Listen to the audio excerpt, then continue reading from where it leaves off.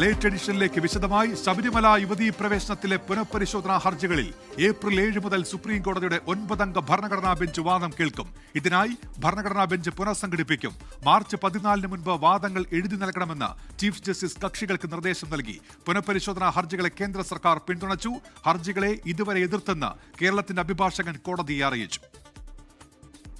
ശബരിമല യുവതീ പ്രവേശനം ഉൾപ്പെടെ മതസ്വാതന്ത്ര്യവുമായി ബന്ധപ്പെട്ട സങ്കീർണ വിഷയങ്ങൾ പരിഗണിക്കാനുള്ള 9-അംഗ ബെഞ്ച് പുനഃസംഘടിപ്പിക്കും.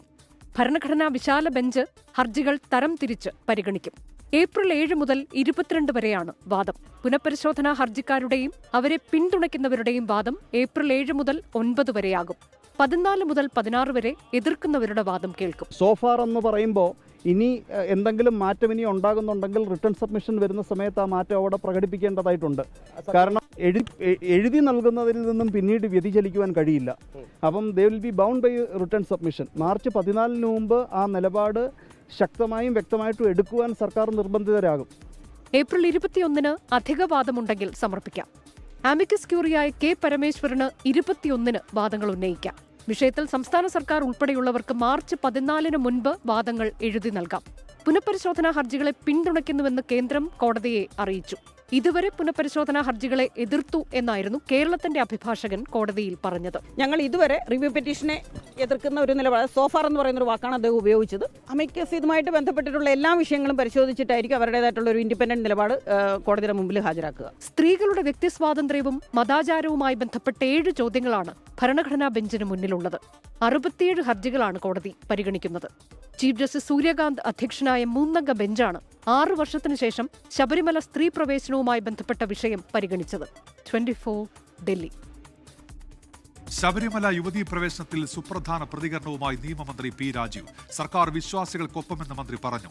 സർക്കാരിന്റെ മുൻ നിലപാട് തിരുത്തണമെന്ന് ആവർത്തിച്ച് NSSും SNDPയും രംഗത്തെത്തി. സർക്കാർ സത്യവാങ്മൂലം തിരുത്തണമെന്ന് പ്രതിപക്ഷവും ആവശ്യപ്പെട്ടു. ശബരിമല യുവതീ പ്രവേശന വിഷയത്തിൽ സുപ്രീം കോടതി വിശാല ബെഞ്ച് രൂപീകരിക്കാൻ ഒരുങ്ങുമ്പോൾ LDFന്റെയും സംസ്ഥാന സർക്കാരിന്റെയും നിലപാട് പ്രധാനമാണ്. വിശ്വാസികൾക്കൊപ്പമാണെന്ന് പറഞ്ഞ നിയമമന്ത്രി പി രാജീവ് പക്ഷേ എന്ത് നിലപാട് സ്വീകരിക്കുമെന്നതിൽ വ്യക്തത വരുത്തിയിട്ടില്ല. വിശ്വാസിയുടെ വിശ്വാസം സംരക്ഷിക്കാൻ വേണ്ടി നിൽക്കുന്നവരാണല്ലോ ഞങ്ങൾ. ഏത് വിശ്വാസമാണോ ആ വിശ്വാസത്തിനൊപ്പം നിൽക്കും. യുവതീ പ്രവേശനത്തെ സർക്കാർ എതിർക്കണമെന്ന് ആവർത്തിച്ച് NSSും SNDPയും. ഗവൺമെന്റും ദേവസ്വം ബോർഡും പഴയ സാഹചര്യത്തിലേക്ക് അനുകൂലമായ ഒരു നിലപാട് സ്വീകരിക്കും എന്ന് ഞങ്ങൾ വിശ്വസിക്കുന്നു എന്നാണ് പറഞ്ഞത്. അത് സർക്കാർ തിരുത്തേണ്ടതെന്ന് ചോദിച്ചാൽ തിരുത്തേണ്ടത് തിരുത്തണം. അന്ന് ജനവികാരം കണ്ടല്ലോ. ഇന്നു തന്നെ സർക്കാർ സത്യവാങ്മൂലം തിരുത്തണമെന്നാണ് പ്രതിപക്ഷ നേതാവ് VD സതീശന്റെ പ്രതികരണം. സുപ്രീം കോടതിയിൽ ഗവൺമെന്റ് കൊടുത്തിരിക്കുന്ന അഫിഡവിറ്റ് തിരുത്തണം. അത് തിരുത്തിയില്ലെങ്കിൽ ഇവരുടെ കാപട്യം പുറത്തു വരും. പാർട്ടിക്കും സർക്കാരിനും കൃത്യമായ നിലപാടുണ്ടെന്നായിരുന്നു CPIM സംസ്ഥാന സെക്രട്ടറി MV ഗോവിന്ദന്റെ പ്രതികരണം. കോടതിയുടെ നിലപാട് അടിസ്ഥാനപ്പെടുത്തിയിട്ട് എന്ത് നിലപാടാണ് CPIM എടുക്കേണ്ടത് എന്നത് സംബന്ധിച്ച് CPIM ആവശ്യമായ നിലപാട് സ്വീകരിക്കും. 2019 ലോക്സഭാ തെരഞ്ഞെടുപ്പിൽ യുവതീ പ്രവേശന വിഷയം വലിയ തിരിച്ചടിയെന്നാണ് CPIM വിലയിരുത്തൽ. വീണ്ടും ഒരു തെരഞ്ഞെടുപ്പ് കൂടി അടുക്കുമ്പോൾ സർക്കാർ തീരുമാനം എന്താകുമെന്നാണ് അറിയേണ്ടത്. 24 തിരുവനന്തപുരം. ആഗോള അയ്യപ്പ സംഗമത്തിന് നടത്തിപ്പ് ചെലവിൽ സർക്കാർ വാദം പൊളിയുന്നു. പരിപാടിയുടെ കരാറുകാരായ ഊരാളുങ്കൽ ലേബർ കോൺട്രാക്ടേഴ്സ് സൊസൈറ്റി നൽകിയത് സർക്കാർ വാദത്തിനും ഓഡിറ്റ് റിപ്പോർട്ടിനും വിരുദ്ധമായ കണക്കാണ്. GST വകുപ്പിന് ഊരാളുങ്കൽ നൽകിയ ഇൻവോയ്സിൽ സംഗമത്തിന്റെ ചെലവ് 7,11 ലക്ഷം രൂപയാണ് കാണിച്ചിരിക്കുന്നത്. ഓഡിറ്റ് കണക്കിനേക്കാളും കൂടുതലാണ് ഈ തുക. ആഗോള അയ്യപ്പ സംഗമത്തിന്റെ ചെലവ് സംബന്ധിച്ച് 3 വ്യത്യസ്ത കണക്കുകളാണ് ഇതുവരെ പുറത്തുവന്നത്. ഹൈക്കോടതിയിൽ സമർപ്പിച്ച ഓഡിറ്റ് റിപ്പോർട്ടിലെ കണക്ക് പ്രകാരം ചെലവ് 6,32 ലക്ഷം രൂപ. ദേവസ്വം കമ്മീഷണറുടെ കണക്ക് പ്രകാരം 4,50 കോടി രൂപ. ഇനി പരിപാടിയുടെ കരാറുകാരായ ഊരാളുങ്കൽ ലേബർ കൺസ്ട്രക്ഷൻ സൊസൈറ്റിയുടെ കണക്ക് പ്രകാരം GST ഉൾപ്പെടെ 7,11 ലക്ഷം രൂപ. 6,02 ലക്ഷം രൂപ ചെലവും 54,24 ലക്ഷം രൂപ വീതം കേന്ദ്ര സംസ്ഥാന GSTയും ഉൾപ്പെടെയുള്ള ഇൻവോയ്സാണ് ഊരാളുങ്കൽ നൽകിയത്.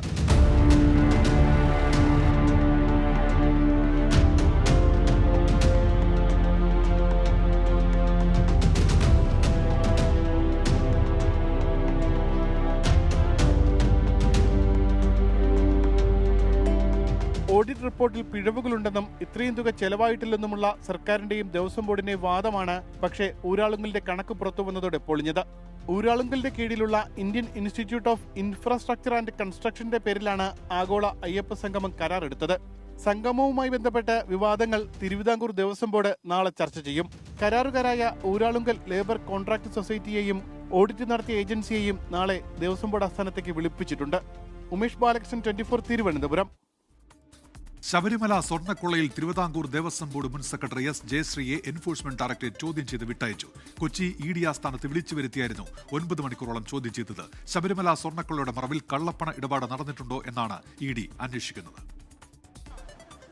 ശബരിമല സ്വർണ്ണക്കൊള്ള കേസിൽ പ്രതിപട്ടികയിലുള്ള ഓരോ ആളുകളെയും വിളിച്ചുവരുത്തി ചോദ്യം ചെയ്യുന്നത് എൻഫോഴ്സ്മെന്റ് ഡയറക്ടറേറ്റ് തുടരുകയാണ്. ദേവസ്വം ബോർഡ് മുൻ സെക്രട്ടറി എസ് ജയശ്രീ ഇന്ന് ഹാജരായി. ശബരിമലയിലെ സ്വർണ്ണപ്പാളികൾ പുറത്തേക്ക് ഉണ്ണികൃഷ്ണൻ പോറ്റിക്ക് കൊണ്ടുപോകാമെന്ന് മിനിറ്റ്സിൽ തിരുത്തിയെഴുതിയത് ജയശ്രീ എന്നാണ് SITയുടെ കണ്ടെത്തൽ. ഗുരുതര ആരോഗ്യ പ്രശ്നങ്ങൾ കണക്കിലെടുത്ത് ജയശ്രീയുടെ അറസ്റ്റ് സുപ്രീം കോടതി തടഞ്ഞിരുന്നു. ചോദ്യം ചെയ്യലിന് ഹാജരാകാമെന്ന വ്യവസ്ഥയിലായിരുന്നു അറസ്റ്റ് തടഞ്ഞത്. തുടർന്ന് SIT ഇവരെ ചോദ്യം ചെയ്തു. ഇതിന് തൊട്ടുപുറകെയാണ് ഇ.ഡി. സമൻസ് അയച്ചത്. മുരാരി ബാബു, ശ്രീകുമാർ, സുധീഷ് കുമാർ എന്നിവരെ ഇ.ഡി. ചോദ്യം ചെയ്ത് കഴിഞ്ഞു. സ്വർണ്ണക്കൊള്ളയിൽ ഇടനിലക്കാരനായി പ്രവർത്തിച്ച കൽപേഷും ഉടൻ ഇ.ഡിക്ക് മുൻപിലെത്തും. ശബരിമല സ്വർണ്ണക്കൊള്ളയുടെ മറവിലുള്ള കള്ളപ്പണ ഇടപാട്, അനധികൃത സ്വത്ത് സമ്പാദനം, വഴിവിട്ട ഇടപെടലുകൾ എന്നിവയാണ് പ്രധാനമായും ഇ.ഡിയുടെ അന്വേഷണ പരിധിയിലുള്ളത്. കേസിൽ സാക്ഷിയായ നടൻ ജയറാമിനോട് നാളെ ഹാജരാകാനാണ് എൻഫോഴ്സ്മെന്റ് ഡയറക്ടറേറ്റിന്റെ സമൻസ്.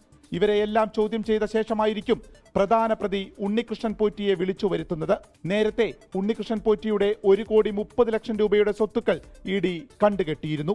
24 കൊച്ചി. KPCC നേതൃയോഗത്തിൽ നേതാക്കൾക്ക് മുന്നറിയിപ്പുമായി AICC general secretary KC Venugopal. തെരഞ്ഞെടുപ്പിൽ പരാജയപ്പെട്ടാൽ മറ്റു പദവിയില്ല, അർഹതയുണ്ടായിട്ട് മാറി നിന്നവരെ പരിഗണിക്കും, എല്ലാവർക്കും സീറ്റ് നൽകാനാകില്ലെന്നും KC വേണുഗോപാൽ. പുതിയ SIR പട്ടിക അടിസ്ഥാനമാക്കി വെള്ളിയാഴ്ച മുതൽ ഭവന സന്ദർശനം നടത്താനും KPCC നേതൃയോഗത്തിൽ തീരുമാനമായി. നിയമസഭാ തെരഞ്ഞെടുപ്പിൽ MLA സ്ഥാനാർത്ഥികൾ പരാജയപ്പെട്ടാൽ മറ്റു പദവികൾ നൽകില്ലെന്ന് KPCC നേതൃയോഗത്തിൽ സംഘടനാ ചുമതലയുള്ള AICC general secretary KC Venugopal മുന്നറിയിപ്പ് നൽകി. അർഹതയുണ്ടായിട്ടും മാറി നിന്നവരെ തത്തുല്യ സ്ഥാനങ്ങളിൽ പാർട്ടി പരിഗണിക്കും. ആരും സ്വയം സ്ഥാനാർത്ഥിത്വം പ്രഖ്യാപിക്കരുത്. തെരഞ്ഞെടുപ്പിൽ എല്ലാവർക്കും സീറ്റ് നൽകാനാകില്ല. എന്നാൽ സർക്കാർ വരുമ്പോൾ അർഹമായ പരിഗണന നൽകും. എല്ലാവരും തെരഞ്ഞെടുപ്പിൽ പ്രവർത്തിക്കണം. എല്ലാവരുടെയും പ്രവർത്തനം വിലയിരുത്തുമെന്നും പാർട്ടി ഇക്കാര്യം പ്രത്യേകം നിരീക്ഷിക്കുമെന്നും KC വേണുഗോപാൽ പറഞ്ഞു. MP-മാർ മത്സരിക്കുന്ന കാര്യം പാർട്ടി തീരുമാനിക്കുമെന്ന് AICC നിരീക്ഷകൻ Sachin Pilot. That's a decision that the Congress party will take and I think you will hear about that very soon. സ്ഥാനാർത്ഥികളെ വളരെ വേഗം പ്രഖ്യാപിക്കുമെന്ന് KPCC അധ്യക്ഷൻ സണ്ണി ജോസഫ്. ജാഥയുടെ ഇടയിൽ തന്നെ ഞങ്ങളുടെ ഡിസ്കഷന്റെ പ്രോഗ്രസ് ഞങ്ങൾ വിലയിരുത്തും. ജാഥ അതിനോട് തടസ്സമല്ല. ജാഥാ സമാപനം അതിന് ഒരു കട്ട് ഓഫ് ഡേറ്റ് അല്ല, അതിനിടയിൽ അതിന് ശേഷവുമായിട്ട് കാര്യങ്ങൾ തീർക്കും. രമേശ് ചെന്നിത്തല അധ്യക്ഷനായുള്ള കോൺഗ്രസ് പ്രചരണ സമിതിയുടെ ആദ്യ യോഗവും ചേർന്നു. AICC അധ്യക്ഷൻ മല്ലികാർജ്ജുൻ ഖാർഗെ, രാഹുൽ ഗാന്ധി, പ്രിയങ്ക ഗാന്ധി എന്നിവർ തെരഞ്ഞെടുപ്പ് പ്രചരണ രംഗത്ത് സജീവമായി കേരളത്തിലുണ്ടാകുമെന്ന് രമേശ് ചെന്നിത്തല പറഞ്ഞു. കിഫ്ബി ഫണ്ട് ദുരുപയോഗിച്ച് സർക്കാർ നടത്തുന്ന പരസ്യ ക്യാമ്പയിൻ അവസാനിപ്പിക്കണമെന്നും രമേശ് ചെന്നിത്തല. സർക്കാരിന്റെയും പാർട്ടിയുടെയും തെരഞ്ഞെടുപ്പ് പ്രവർത്തനത്തിന് വേണ്ടി കിഫ്ബി ഫണ്ട് ദുരുപയോഗപ്പെടുത്തുകയാണ്. മൂന്നാം പിണറായി സർക്കാരിന് ലക്ഷ്യം വെച്ച് കിഫ്ബി ഫണ്ട് ദുരുപയോഗം ചെയ്ത് സർക്കാർ നടത്തുന്ന ഈ പരസ്യ ക്യാമ്പയിൻ ഉടനടി അവസാനിപ്പിക്കണമെന്ന് ഞങ്ങൾ ആവശ്യപ്പെടുകയാണ്. ഔദ്യോഗിക യോഗങ്ങൾക്ക് ശേഷം സ്ഥാനാർത്ഥി നിർണയവുമായി ബന്ധപ്പെട്ട് നേതാക്കൾ കൂടിക്കാഴ്ച നടത്തി. ഈ മാസം അവസാന വാരത്തോടെ ആദ്യഘട്ട സ്ഥാനാർത്ഥി പട്ടിക പുറത്തിറക്കാനാണ് കോൺഗ്രസ് തീരുമാനം. പാലക്കാട്, തൃപ്പൂണിത്തുറ ഒഴികെയുള്ള സിറ്റിംഗ് സീറ്റുകളിലും സംവരണ മണ്ഡലങ്ങളിലും തർക്കമില്ലാത്ത സീറ്റുകളിലും ആദ്യഘട്ടത്തിൽ സ്ഥാനാർത്ഥികളെ പ്രഖ്യാപിക്കാനാണ് കോൺഗ്രസ് നീക്കം. അലക്സ് റാം മുഹമ്മദ്, 24 തിരുവനന്തപുരം. CPIയുമായി ഇടഞ്ഞ ചലച്ചിത്ര അക്കാദമി മുൻ അധ്യക്ഷൻ പ്രേംകുമാറിനെയും VS അച്യുതാനന്ദന്റെ മുൻ പേഴ്സണൽ അസിസ്റ്റന്റ് A സുരേഷിനെയും സ്ഥാനാർത്ഥികളാക്കാൻ കോൺഗ്രസ്. പ്രേംകുമാറിനെ തിരുവനന്തപുരം കഴക്കൂട്ടത്തും A സുരേഷിനെ പാലക്കാട് മലമ്പുഴയിലും മത്സരിപ്പിച്ചേക്കും. പ്രേംകുമാർ കോൺഗ്രസിന്റെ സംസ്കാര സാഹിതി പരിപാടിയിൽ നാളെ പങ്കെടുക്കും. ചലച്ചിത്ര അക്കാദമി മുൻ ചെയർമാൻ പ്രേംകുമാർ, VS അച്യുതാനന്ദന്റെ മുൻ പേഴ്സണൽ അസിസ്റ്റന്റ് A സുരേഷ്, ഇടതു സഹയാത്രികനും നടനുമായ ജയൻ ചേർത്തല. ഇടഞ്ഞവരെ പാളയത്തിലെത്തിച്ച വിസ്മയമുണ്ടാക്കാൻ കോൺഗ്രസ് ശ്രമം തുടരുന്നു. പ്രേംകുമാറിനെ കഴക്കൂട്ടത്ത് മത്സരിപ്പിക്കാനാണ് നീക്കം. പ്രേംകുമാറിനെ ഒപ്പം കൂട്ടിയാൽ നാടാർ സമുദായത്തിന് സ്വാധീനമുള്ള തിരുവനന്തപുരത്തെ 6 മണ്ഡലങ്ങളിൽ പ്രതിഫലനമുണ്ടാകുമെന്ന് കോൺഗ്രസ് കരുതുന്നു. നാളെ കോട്ടയത്ത് നടക്കുന്ന കോൺഗ്രസിന്റെ സംസ്കാര സമിതിയുടെ പരിപാടിയിൽ പ്രേംകുമാർ മുഖ്യാതിഥിയായി പങ്കെടുക്കും. തെരഞ്ഞെടുപ്പ് രാഷ്ട്രീയത്തിന് പറ്റുന്ന ഒരാളായിട്ട് ഞാൻ എന്നെ കുറിച്ചൊരു വിലയിരുത്തൽ എനിക്കില്ല. അങ്ങനെ ഒരു മനസ്സ് ഇപ്പോഴും എനിക്കില്ല. നാളെ എന്താണെന്നൊന്നും എനിക്കൊന്നും പറയാൻ പറ്റില്ല. നമുക്ക് നോക്കാം. VS അച്യുതാനന്ദന്റെ മുൻ പേഴ്സണൽ അസിസ്റ്റന്റ് A സുരേഷ് മലമ്പുഴയിൽ UDF പിന്തുണയോടെ സ്വതന്ത്ര സ്ഥാനാർത്ഥിയാവും. കോൺഗ്രസുമായുള്ള ചർച്ചകൾ A സുരേഷ് സ്ഥിരീകരിക്കുന്നു. നാളെ പാലക്കാട് പ്രതിപക്ഷ നേതാവ് VD സതീശന്റെ പുതിയുഗ യാത്രയിൽ A സുരേഷ് പങ്കെടുത്തേക്കും. UDF സ്ഥാനാർത്ഥിയാവണമെന്ന് അവർ എന്നോട് സമീപിച്ചിരുന്നു. സ്ഥാനാർത്ഥിയുടെ കാര്യം പറയേണ്ടത് ഞാനല്ല, UDFൻ്റെ ഉന്നത നേതൃത്വം തന്നെയാണ്. ഞാൻ ആലോചിക്കുന്നത് മാത്രമേ പറഞ്ഞിട്ടുള്ളൂ. എൻ്റെ നിലപാടിൽ തന്നെ ഞാൻ തുടരും. അത് എങ്ങനെ എന്നുള്ളത് UDF ആണ് തീരുമാനിക്കേണ്ടത്. തിരുവനന്തപുരം നാലാഞ്ചിറയിലെ KC വേണുഗോപാലിന്റെ വസതിയിലെത്തി CPI അംഗവും നടനുമായ ജയൻ ചേർത്തല കൂടിക്കാഴ്ച നടത്തി. നേരത്തെ ആലപ്പുഴയിൽ നടന്ന സംസ്കാര സാഹിതി പരിപാടിയിലും ജയൻ ചേർത്തല പങ്കെടുത്തിരുന്നു. 24 തിരുവനന്തപുരം. തുടർഭരണ പരാമർശ വിവാദങ്ങൾക്കിടെ കേരള സാഹിത്യ അക്കാദമി അധ്യക്ഷനായി K. സച്ചിദാനന്ദൻ തുടരും. K. സച്ചിദാനന്ദന്റെ നേതൃത്വത്തിലുള്ള ഭരണസമിതിക്ക് 2 മാസം കൂടി കാലാവധി നീട്ടി നൽകി. തുടർഭരണം നല്ലതല്ലെന്ന് തുറന്നടിച്ച K. സച്ചിദാനന്ദനെ സാഹിത്യ അക്കാദമി പ്രസിഡന്റ് സ്ഥാനത്ത് നിന്ന് മാറ്റാൻ CPIM ഒരുക്കമല്ല. ബോർഡിന്റെ കാലാവധി നീട്ടിയാണ് സർക്കാർ ഉത്തരവിറക്കിയത്. ഈ മാസം 13-നാണ് കേരള സാഹിത്യ അക്കാദമി ബോർഡിന്റെ കാലാവധി നീട്ടി സർക്കാരിന്റെ ഉത്തരവ് വന്നത്. കഴിഞ്ഞ ദിവസം ഇതിന്റെ പകർപ്പ് സാഹിത്യ അക്കാദമിക്കും ലഭിച്ചു. അക്കാദമികൾക്കൊക്കെ കാലാവധി ഉണ്ടല്ലോ, അപ്പോൾ കാലാവധി കഴിഞ്ഞിരിക്കുകയാണ്. അപ്പോൾ ആ കാലാവധി അക്കാദമി കമ്മിറ്റിക്ക് നീട്ടി അതാണ് ഇപ്പോൾ ഉണ്ടായിരിക്കുന്നത്. ഇത് നേരത്തെ നീട്ടേണ്ടതായിരുന്നു. അന്ന് തന്നെ അതിന്റെ ഓർഡർ വരുന്നു വിചാരിച്ചിട്ട് കുറെ നാളായി. ഇപ്പൊ ഓർഡർ ഇപ്പോ 2 ദിവസമായി വന്നിട്ടെന്ന് തോന്നുന്നു. ഇത് സച്ചിദാനന്ദ മാഷിന്റെ വിഷയമായിട്ടൊന്നും ഇതിന് ബന്ധമില്ല. President K. സച്ചിദാനന്ദൻ, വൈസ് പ്രസിഡന്റ് അശോകൻ ചെരുവിലടക്കമുള്ള ഡയറക്ടർ ബോർഡ് 2 മാസത്തേക്ക് കൂടി തുടരും. 3 വർഷത്തെ ഭരണസമിതിയുടെ കാലാവധി മാർച്ചിൽ അവസാനിക്കാനിരിക്കെയാണ് മെയ് മാസം വരെ തുടരട്ടെ എന്ന് സർക്കാർ തീരുമാനിച്ചത്. K. സച്ചിദാനന്ദൻ സർക്കാരിനെ വിമർശിച്ചാലും അദ്ദേഹത്തിനെതിരെ പ്രതികാര നടപടികൾ ഉണ്ടാകില്ലെന്ന് CPIM നേതാക്കൾ നേരത്തെ തന്നെ വ്യക്തമാക്കിയിരുന്നു. ആശാസമരത്തെ പിന്തുണച്ച നടൻ പ്രേംകുമാറിനെ ചലച്ചിത്ര അക്കാദമി ഭാരവാഹിത്വത്തിൽ നിന്ന് ഒഴിവാക്കിയതിനെതിരെ അദ്ദേഹം പരസ്യ പ്രതികരണം നടത്തിയത് പാർട്ടിക്ക് ക്ഷീണം ചെയ്തു എന്ന വിലയിരുത്തലിന്റെ കൂടി പശ്ചാത്തലത്തിലാണ് സാഹിത്യ അക്കാദമി പ്രസിഡന്റ് സ്ഥാനത്ത് സച്ചിദാനന്ദനെ തുടരാൻ അനുവദിച്ചത് എന്നതുകൂടി ചേർത്ത് വായിക്കണം. ശ്രീകുമാരൻ, 24 തൃശൂർ. മുഖ്യമന്ത്രിയായി പിണറായി വിജയൻ തുടരുമെന്ന് ആവർത്തിച്ചും കോൺഗ്രസ് നേതൃത്വത്തിനെതിരെ രൂക്ഷ വിമർശനം ഉന്നയിച്ചും മുൻ കേന്ദ്രമന്ത്രി മണിശങ്കർ അയ്യർ VD സതീശൻ മതേതര സോഷ്യലിസ്റ്റാണെന്നും എന്നാൽ മുഖ്യമന്ത്രി സ്ഥാനത്തേക്ക് നിർദ്ദേശിക്കുന്നില്ലെന്നും മണിശങ്കർ അയ്യർ പറഞ്ഞു. KC വേണുഗോപാൽ രാഹുൽ ഗാന്ധിയുടെ റൌഡിയാണെന്നായിരുന്നു അതിരൂക്ഷ വിമർശനം. അധിക്ഷേപത്തിന് മറുപടിയില്ലെന്ന് KC വേണുഗോപാൽ പ്രതികരിച്ചു. സംസ്ഥാന സർക്കാർ സംഘടിപ്പിച്ച വികസന കോൺക്ലേവിലാണ് മണിശങ്കർ അയ്യർ കേരളത്തിൽ വീണ്ടും പിണറായി വിജയൻ അധികാരത്തിൽ വരുമെന്ന് പ്രവചിച്ചത്. പരാമർശം വിവാദമായതിനു പിന്നാലെ മാധ്യമങ്ങൾ പ്രതികരണം ആരാഞ്ഞപ്പോഴാണ് നേതൃത്വത്തിനെതിരെ തിരിഞ്ഞത്. Can you imagine what is the condition of a party which raises a rowdy like KC Venugopal to the level of the Sardar Patel to Rahul Gandhi? കേരളത്തിൽ പിണറായി വിജയൻ 3-ാം തവണയും മുഖ്യമന്ത്രിയാകുമെന്ന് ആവർത്തിച്ച മണിശങ്കർ അയ്യർ ഇടയ്ക്ക് VD സതീശനെ പിന്തുണച്ചും സംസാരിച്ചു. Pinarayi is going to be the next chief minister because for the first time in the history of 75 years of Kerala, a government was not changed. Manishankar അയ്യരുടെ രാഷ്ട്രീയ പ്രതികരണങ്ങൾ വ്യക്തിപരമെന്ന് പറഞ്ഞു തള്ളിയ KC Venugopal അധിക്ഷേപ പരാമർശങ്ങൾക്ക് മറുപടിയില്ലെന്നും പ്രതികരിച്ചു. അദ്ദേഹത്തിന്റെ അഭിപ്രായങ്ങൾ അദ്ദേഹത്തിന്റെ വ്യക്തിപരമായ അഭിപ്രായങ്ങൾ മാത്രമാണ്. പാർട്ടിയുടെ അഭിപ്രായങ്ങൾ തീർത്തും വ്യത്യസ്തമാണ്. അത് ഇന്നലെ AICC കമ്മ്യൂണിക്കേഷൻ ഡിപ്പാർട്ട്മെന്റ് വ്യക്തമായിട്ട് പറഞ്ഞിട്ടുണ്ട്. മണിശങ്കർ അയ്യർ പാർട്ടിയിൽ നിന്നാണ് കോൺഗ്രസ് നേതാക്കളുടെ പ്രതികരണം. കോൺഗ്രസുമായിട്ട് ഒരു ബന്ധമില്ല. കോൺഗ്രസിൽ ഉണ്ടായിരുന്ന കാലത്ത് ഇത് മുഴുവൻ കിട്ടാവുന്ന അധികാരവും എല്ലാ സംവിധാനം കിട്ടിയിട്ട് പിന്നെ കോൺഗ്രസിനെ തള്ളിപ്പറിച്ച് പുറത്തുപോയ ഒരാളാണ് അദ്ദേഹം. കോൺഗ്രസ് നേതൃത്വത്തിന്റെ പരിപാടികളിൽ പങ്കെടുത്തിട്ടില്ല കുറച്ച് നാളായിട്ട്. AICCയുടെ ഔദ്യോഗിക വക്താവ് തന്നെ അതിൽ മറുപടി പറഞ്ഞിട്ടുണ്ട്. 24 തിരുവനന്തപുരം. പാഠപുസ്തക വിതരണം നേരത്തെ നടത്തുന്നത് തുഗ്ലക് പരിഷ്കാരമെന്ന കോൺഗ്രസ് നേതാവ് രമേശ് ചെന്നിത്തലയുടെ പരാമർശത്തിനെതിരെ വീണ്ടും വിമർശനവുമായി മുഖ്യമന്ത്രി. രമേശ് ചെന്നിത്തല ഭരണകർത്താവായിരിക്കുമ്പോഴാണ് കുട്ടികൾക്ക് ഫോട്ടോസ്റ്റാറ്റ് എടുത്ത് നൽകേണ്ടി വന്നത്. ജൂൺ മാസത്തിലേക്കുള്ള പുസ്തകങ്ങൾ തയ്യാറായി. ഇത്തരത്തിൽ മാറ്റങ്ങൾ വരുമ്പോഴാണ് ചിലർ ആശ്ചര്യപ്പെടുന്ന പ്രതികരണങ്ങളുമായി രംഗത്ത് വരുന്നതെന്നും മുഖ്യമന്ത്രി. നമ്മുടെ കേരളത്തിലെ ഒരു പ്രധാനപ്പെട്ട രാഷ്ട്രീയ നേതാവ് ഈ പുസ്തകം കൊടുക്കലിനെ കടുത്ത ഭാഷയിൽ ആക്ഷേപിക്കുക. തുഗ്ലക്കിനെ കുറിച്ച് പഠിപ്പിക്കുന്നവരാണല്ലോ നിങ്ങൾ. ഇതൊരു തുഗ്ലക് നയമാണെന്നാണ് പറഞ്ഞത്. അതിനെ പുച്ഛിക്കുകയാണ് ചെയ്തത്. അദ്ദേഹം ഭരണകർത്താവായിരിക്കുമ്പോഴാണ് ഈ പറയുന്ന ഫോട്ടോസ്റ്റാറ്റ് എടുത്ത് കൊടുക്കുന്ന നിലയുണ്ടായത്. ആ കാലത്ത് തങ്ങൾക്ക് സംഭവിച്ച വീഴ്ച സമ്മതിക്കാനല്ല, അത് മറ്റൊരു തരത്തിൽ ചിത്രീകരിക്കാനാണ് ശ്രമിക്കുന്നതായി കണ്ടത്. നോക്കാം ചില വാർത്തകൾ ചുരുക്കത്തിൽ. പിണറായി വിജയൻ സർക്കാരിന് ഭരണ തുടർച്ച ഉണ്ടാകണമെന്ന് സാഹിത്യകാരൻ M. മുകുന്ദൻ. കേരളത്തിന്റെ പുരോഗമന മുന്നേറ്റത്തിന്റെ 3-ാം ഊഴം ജനങ്ങൾ ആഗ്രഹിക്കുന്നുവെന്നും ദുബായിൽ ഓർമ്മ ലിറ്ററേച്ചർ ഫെസ്റ്റ് സമാപന സമ്മേളനത്തിൽ പരാമർശം. മാർത്തോമാ സഭാസ്ഥാനത്ത് സന്ദർശനം നടത്തിയ മുഖ്യമന്ത്രി പിണറായി വിജയൻ. മാർത്തോമാ സഭാധ്യക്ഷൻ ഡോക്ടർ തിയഡോഷ്യസ് മെത്രാപ്പൊലീത്തയ്ക്ക് പിറന്നാൾ ആശംസകൾ നേർന്നു. പ്രധാനമന്ത്രി നരേന്ദ്രമോദിയെ നേരിൽ കണ്ട് കാന്തപുരം AP അബൂബക്കർ മുസ്ലിയാർ. ദേശീയ സുരക്ഷാ ഉപദേഷ്ടാവ് അജിത് ദോവലും ചർച്ചയിൽ പങ്കെടുത്തു. നിമിഷപ്രിയയുടെ മോചനവും പ്രധാനപ്പെട്ട രാഷ്ട്രീയ വിഷയങ്ങളും ചർച്ചയായെന്ന് സൂചന. കോട്ടയത്ത് മുഖ്യമന്ത്രി കരിങ്കൊടി കാണിച്ചതിന് അറസ്റ്റിലായ കോൺഗ്രസ് പ്രവർത്തകരെ വിട്ടയക്കാത്തതിൽ പ്രതിഷേധം. തിരുവഞ്ചൂർ രാധാകൃഷ്ണൻ MLAയുടെ നേതൃത്വത്തിൽ കോട്ടയം ഈസ്റ്റ് പോലീസ് സ്റ്റേഷനിലേക്ക് മാർച്ച്. കോഴിക്കോട് പേരാമ്പ്രയിൽ CPIM പ്രവർത്തകന് വെട്ടേറ്റു. പരിക്കേറ്റ ദിനേശിനെ കോഴിക്കോട് മെഡിക്കൽ കോളേജിലെ ആശുപത്രിയിൽ പ്രവേശിപ്പിച്ചു. 3 അംഗ സംഘമാണ് ആക്രമണം നടത്തിയത്.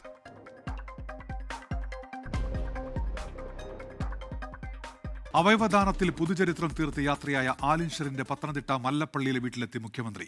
അവയവദാനത്തിന് പിന്നാലെ ആലിൻ ഷെറിൻ എബ്രഹാമിന്റെ പേരിൽ സമൂഹമാധ്യമങ്ങളുടെ സാമ്പത്തിക തട്ടിപ്പിന് ശ്രമം. ദാനം ചെയ്ത അവയവം മാറ്റിവെക്കാൻ സാമ്പത്തിക സഹായം തേടി വ്യാജ പ്രചാരണം നടക്കുന്നുവെന്നാണ് ആലിന്റെ കുടുംബം പരാതിപ്പെട്ടത്.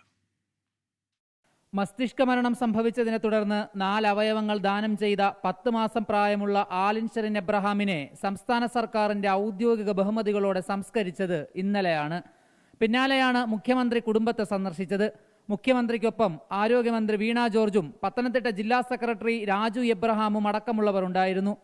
10 മിനിറ്റിലധികം മുഖ്യമന്ത്രി കുടുംബത്തോടൊപ്പം ചെലവഴിച്ചു. അതിനിടെ ആലിൻ ഷെറിൻ എബ്രഹാമിന്റെ അവയവദാനത്തിന്റെ പേരിൽ സമൂഹമാധ്യമങ്ങളിലൂടെ സാമ്പത്തിക തട്ടിപ്പിന് ശ്രമം നടക്കുന്നുണ്ട്. ദാനം ചെയ്ത അവയവം മാറ്റിവെക്കാൻ സാമ്പത്തിക സഹായം തേടി വ്യാജ പ്രചാരണം നടക്കുന്നുവെന്ന് ആലിന്റെ കുടുംബം ആരോപിച്ചു. ഞങ്ങൾ ആരോടും പണം ചോദിച്ചിട്ട് ചിലർ വ്യാജ പ്രചരണം നടത്തുന്നത് കേട്ടു. ഞങ്ങളുടെ കുട്ടിയുടെ ഡൊണേറ്റ് ചെയ്ത അവയവങ്ങൾ അത് മറ്റുള്ളവർക്ക് ശരീരത്തിൽ തുന്നിപ്പിടിപ്പിക്കാൻ വേണ്ടി പണം ഇല്ല, അതുകൊണ്ട് ആ പണം ലഭിക്കണം എന്ന് പറഞ്ഞ് ഫേക്ക് ഐഡിയിലൂടെ ഫേസ്ബുക്കിലോ എന്നാണ് മനസ്സിലാക്കിയത് എവിടേക്കോ പണം ആവശ്യപ്പെട്ടിട്ടുണ്ട്, കാർഡ് ഇറങ്ങിയിട്ടുണ്ട്. കഴിഞ്ഞ 5-ന് കോട്ടയം പള്ളത്തുണ്ടായ വാഹനാപകടത്തെ തുടർന്നാണ് പത്തനംതിട്ട മല്ലപ്പള്ളി വാലുമണ്ണിൽ അരുൺ എബ്രഹാമിന്റെയും ഷെറിൻ ആൻ ജോണിന്റെയും ഏക മകളായ ആലിന് മസ്തിഷ്ക മരണം സംഭവിച്ചത്. 24 പത്തനംതിട്ട. കൊച്ചിയിൽ നടി ആക്രമിക്കപ്പെട്ട് 9 വർഷം പൂർത്തിയാകുന്നതിന്റെ പശ്ചാത്തലത്തിൽ നാളെ അവൾക്കൊപ്പം ക്യാമ്പയിനുമായി വിമൺ ഇൻ സിനിമ കളക്ടീവ് കൂട്ടായ്മ. 9 വർഷം പിന്നിടുമ്പോഴും നീതി എത്രത്തോളം എന്ന ചോദ്യമുയർത്തിയാണ് പരിപാടി. തിരുവനന്തപുരം മാനവീയം വീതിയിലും കൊച്ചി മറൈൻ ഡ്രൈവിലും കോഴിക്കോട് മാനാഞ്ചിറയിലും നാളെ വൈകിട്ട് 6 മണിക്ക് മെഴുകുതിരി തെളിയിച്ച് ഐക്യദാർഢ്യം പ്രഖ്യാപിക്കും. ഇരുട്ടിന്റെ മറ നീക്കി വെളിച്ചത്തിന് തിരിതെളിക്കാൻ ഏവരും മുന്നോട്ട് വരണമെന്ന് WCCയുടെ ഫേസ്ബുക്ക് പോസ്റ്റ്. തിരുവനന്തപുരം ജനറൽ ആശുപത്രിയിലെ സുരക്ഷാ മാനദണ്ഡ പരിശോധനയിൽ ഗുരുതര വീഴ്ചകൾ കണ്ടെത്തി. ഫാർമസികൾക്ക് ഡ്രഗ് ലൈസൻസ് ഇല്ല എന്നാണ് പ്രധാന കണ്ടെത്തൽ. വാക്സിൻ ഉൾപ്പെടെ സൂക്ഷിക്കുന്ന ഫാർമസികൾക്ക് താപനില നിയന്ത്രിക്കാൻ സംവിധാനമില്ലെന്നും റിപ്പോർട്ടിൽ വ്യക്തമാക്കുന്നുണ്ട്. ക്ലിനിക്കൽ എസ്റ്റാബ്ലിഷ്മെന്റ് ആക്ട് പ്രകാരമുള്ള രജിസ്ട്രേഷനായി നടത്തിയ പരിശോധനയിലാണ് മാനദണ്ഡങ്ങളിൽ ജനറൽ ആശുപത്രി പൂർണ്ണ പരാജയമെന്ന് തെളിഞ്ഞത്. ഫാർമസികൾക്ക് ഡ്രഗ് ലൈസൻസ് ഇല്ല. വാക്സിൻ ഉൾപ്പെടെ സൂക്ഷിക്കുന്ന ഫാർമസികൾക്ക് താപനില നിയന്ത്രിക്കുന്നതിന് സംവിധാനമില്ല. റേഡിയോഗ്രഫി യൂണിറ്റിന്റെ ലൈസൻസ് 3 മാസം മുമ്പ് കാലഹരണപ്പെട്ടു. നാർക്കോട്ടിക് മരുന്നുകൾ സൂക്ഷിക്കാൻ ലൈസൻസ് ഇല്ല. ഉപകരണങ്ങൾ അണുബാധാമുക്തമാക്കുവാനുള്ള സംവിധാനം കാര്യക്ഷമമല്ലെന്നും റിപ്പോർട്ട്. ഫയർ NOCയും പൊല്യൂഷൻ സർട്ടിഫിക്കറ്റും ആരോഗ്യവകുപ്പിന്റെ മൂക്കിൻ തുമ്പത്തുള്ള ആശുപത്രിയിൽ ഇല്ല എന്നതും ഗുരുതര വീഴ്ചയായി റിപ്പോർട്ടിൽ പറയുന്നു. തിരുവനന്തപുരം നഗര ഗ്രാമീണ മേഖലകളിലെ ജനങ്ങൾ ചികിത്സയ്ക്കെത്തുന്ന ജില്ലയിലെ പ്രധാന ആശുപത്രിയിലാണ് ഗുരുതര വീഴ്ചകൾ കണ്ടെത്തിയത്. 24 തിരുവനന്തപുരം. സർക്കാർ മെഡിക്കൽ കോളേജുകളിലെ ഡോക്ടേഴ്സിന്റെ അനിശ്ചിതകാല OP ബഹിഷ്കരണ സമരത്തിൽ വലഞ്ഞ രോഗികൾ. സമരത്തെക്കുറിച്ച് അറിയാതെ എത്തിയ രോഗികൾ സ്പെഷ്യലിസ്റ്റ് ഡോക്ടേഴ്സ് ഇല്ലെന്നറിഞ്ഞതോടെ പ്രതിസന്ധിയിലായി. തിങ്കളാഴ്ച മുതൽ അനിശ്ചിതകാല അക്കാദമിക് ബഹിഷ്കരണവും KGM-CTA പ്രഖ്യാപിച്ചു. ശമ്പള പരിഷ്കരണ കുടിശ്ശിക നൽകുക, കൃത്യമായി നിയമനം നടത്തുക തുടങ്ങി വിവിധ ആവശ്യങ്ങൾ ഉന്നയിച്ചാണ് KGM-CTA നേതൃത്വത്തിൽ സമരം ആരംഭിച്ചത്. സമരം നേരത്തെ പ്രഖ്യാപിച്ചതാണെങ്കിലും ഇക്കാര്യം അറിയാതെ മെഡിക്കൽ കോളേജുകളിലെത്തിയ രോഗികൾ വലഞ്ഞു. ഞങ്ങളെല്ലാം 2 ആഴ്ച മുന്നേ ബുക്ക് ചെയ്താണ്, ഓൺലൈനിൽ ബുക്ക് ചെയ്തിട്ട് വരുന്നത്. ഇപ്പം ഇവിടെ വന്നപ്പോഴാണ് ഇപ്പോൾ സമരമാണെന്നുള്ള അറിയുന്നത്. ഇപ്പം എന്താ ചെയ്യാന്നുള്ള അറിയില്ല. തീരെ സുഖമില്ല, കാല് നടക്കാനാവുന്നില്ല. ആ ഞങ്ങൾ 4 മണിക്കാന്നോ, പുലർച്ചെ 4 മണിക്ക് സമരമുള്ള കാര്യമാണ്. ഡോക്ടർമാരെല്ലാവരും കുറച്ചൊക്കെ ഉണ്ടാവും എന്നുള്ളതാണ് വന്നത്. വിവിധ ചർച്ചകൾ നടത്തിയെങ്കിലും സർക്കാരിന്റെ ഭാഗത്തുനിന്ന് അനുകൂല നിലപാടുണ്ടാകാത്തതിനാൽ സമരം ശക്തമായി തുടരാനാണ് സംഘടനയുടെ തീരുമാനം. പേ റിവിഷൻ അരിയറിന്റെ കാര്യത്തിൽ ഇതുവരെ ഞങ്ങൾക്ക് ഒരു തീരുമാനം കിട്ടിയിട്ടില്ല. അതിന് കുറച്ച് ലീഗൽ പ്രശ്നങ്ങൾ പറഞ്ഞിരുന്നു. അപ്പോൾ ലീഗൽ ഒപ്പീനിയൻ എടുത്തതിന് ശേഷം അതിൽ തീരുമാനം എടുക്കുമെന്നാണ് അറിയിച്ചിരുന്നത്. അതിനെ തുടർന്ന് ഞങ്ങൾ സമരം മാറ്റിവെക്കുകയുണ്ടായി. അപ്പോൾ ഇന്നിപ്പോൾ ഞങ്ങൾ ഇൻഡെഫിനിറ്റ് ആയിട്ട് OP ബോയ്ക്കോട്ട് സ്റ്റാർട്ട് ചെയ്യുകയാണ്. അപ്പോൾ സർക്കാരിന്റെ ഭാഗത്തു നിന്ന് പെട്ടെന്ന് ഒരു തീരുമാനം ഉണ്ടാകുമെന്ന് പ്രതീക്ഷിക്കുന്നു. സമരം തുടരുമ്പോഴും അത്യാഹിത വിഭാഗം, ലേബർ റൂം, ICU, കിടത്തി ചികിത്സ, അടിയന്തര ശസ്ത്രക്രിയകൾ, പോസ്റ്റ്മോർട്ടം എന്നീ സേവനങ്ങൾ മുടക്കില്ല. ഫെബ്രുവരി 25 മുതൽ യൂണിവേഴ്സിറ്റി പരീക്ഷാ ജോലികളും അനുബന്ധ പ്രവർത്തനങ്ങളും ബഹിഷ്കരിക്കാനാണ് ഡോക്ടർമാരുടെ തീരുമാനം. 24 തിരുവനന്തപുരം. PMC പദ്ധതിയിൽ നിന്നുള്ള സംസ്ഥാനത്തിന്റെ പിന്മാറ്റത്തെ തുടർന്ന് കേന്ദ്ര ഫണ്ട് നിലച്ചതോടെ ഡയറ്റിൽ ശമ്പള പ്രതിസന്ധി. ഡയറ്റ് അധ്യാപകരുടെ ശമ്പള വിതരണത്തിലാണ് പ്രതിസന്ധി ഉണ്ടായത്.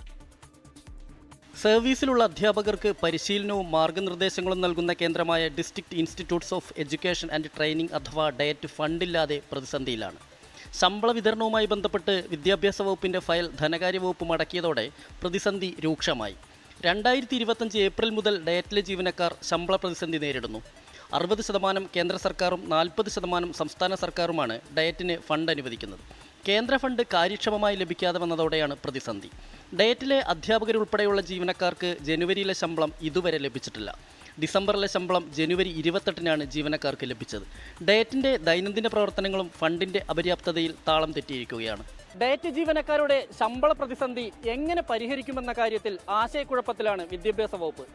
ധനകാര്യ വകുപ്പ് ഫയൽ മടക്കിയതോടെ കൂടുതൽ പ്രതിസന്ധിയിലേക്ക് കാര്യങ്ങൾ നീങ്ങുകയാണ്. എസ് വിനേഷ് കുമാർ, 24 തിരുവനന്തപുരം.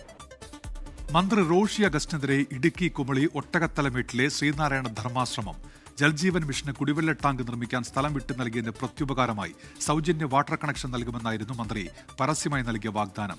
3 വർഷമായി ഈ വാക്ക് വിശ്വസിച്ച് ബില്ലടയ്ക്കാതിരുന്ന ആശ്രമത്തിന് കണക്ഷൻ വിച്ഛേദിക്കാതിരിക്കാനൊടുവിൽ 30,000-ഓളം രൂപ ഒരുമിച്ചടക്കേണ്ടി വന്നു എന്നാണ് ആശ്രമം അധികൃതർ പറയുന്നത്. 2023-ലാണ് ജൽജീവൻ മിഷൻ പദ്ധതിയുടെ കുടിവെള്ള ടാങ്ക് നിർമ്മിക്കാൻ ശ്രീനാരായണ ധർമാശ്രമം സൗജന്യമായി സ്ഥലം വിട്ടു നൽകിയത്. പദ്ധതി പൂർത്തിയാക്കി ഉദ്ഘാടന വേദിയിലായിരുന്നു ആശ്രമത്തിന് സൗജന്യമായി കുടിവെള്ളം നൽകുമെന്ന മന്ത്രി റോഷി അഗസ്റ്റിന്റെ പ്രഖ്യാപനം. ഉണ്ടായിരുന്ന കണക്ഷൻ വിച്ഛേദിച്ച് ജൽജീവൻ മിഷന്റെ പുതിയ കണക്ഷനും ധർമാശ്രമത്തിനു നൽകി. എന്നാൽ 2-ാം മാസം മുതൽ ബില്ല് വന്നു തുടങ്ങി. ബില്ല് വരുന്നത് സാങ്കേതിക നടപടി മാത്രമെന്നായിരുന്നു ഉദ്യോഗസ്ഥരുടെ നിലപാട്.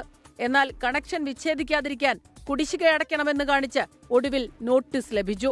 30,000 രൂപയ്ക്ക് മുകളിലുള്ള ഒരു ബില്ല് അടയ്ക്കാൻ നിർബന്ധിതമായിരിക്കുകയാണ് ആശ്രമം. പ്രതിഷേധ ഉൾപ്പെടെയുള്ള കാര്യങ്ങൾ ശക്തമായ രീതിയിൽ മുമ്പോട്ട് പോകാനായിട്ടാണ് ആശ്രമത്തിന്റെ തീരുമാനം. ബില്ല് വന്നത് മന്ത്രിയെ അറിയിച്ചപ്പോൾ പരിഹരിക്കുമെന്ന് 3 തവണ ഉറപ്പു നൽകി. ഒടുവിൽ കണക്ഷൻ വിച്ഛേദിക്കാതിരിക്കാൻ 29,200 രൂപ ഒന്നിച്ചടക്കേണ്ടി വന്നു. മന്ത്രി റോഷി അഗസ്റ്റിൻ പൊതുവേദിയിൽ പ്രഖ്യാപനം നടത്തി പറ്റിച്ചു എന്നാണ് ആശ്രമവുമായി ബന്ധപ്പെട്ട് കഴിയുന്നവരുടെ ആരോപണം. 24 ഇടുക്കി. നോക്കാൻ ചില വാർത്തകൾ വേഗത്തിൽ.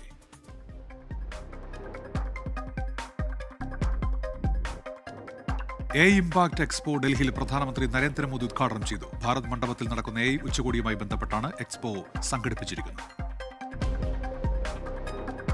വിവാഹത്തിന് മുൻപുള്ള ശാരീരിക ബന്ധങ്ങളിൽ ജാഗ്രത വേണമെന്ന് സുപ്രീംകോടതി വിവാഹ വാഗ്ദാനം നൽകി. ബലാത്സംഗം ചെയ്തെന്ന കേസിൽ പ്രതിയുടെ ജാമ്യാപേക്ഷ പരിഗണിക്കുമ്പോഴായിരുന്നു വാക്കാൽ പരാമർശം. ഫെമ ചട്ടലംഘനത്തിൽ ന്യൂസ് ക്ലിക്കിനും സ്ഥാപകൻ പ്രബീർ പുരക്കാസ്തയ്ക്കും പിഴ ചുമത്തി ED. 184 കോടി രൂപയാണ് പിഴ. TVK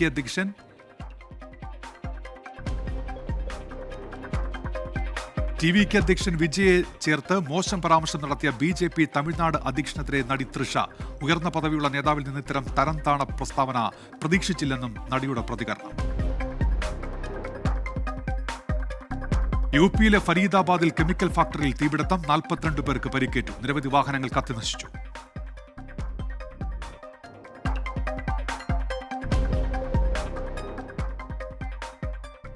bulletin പൂർത്തിയാവുകയാണ്.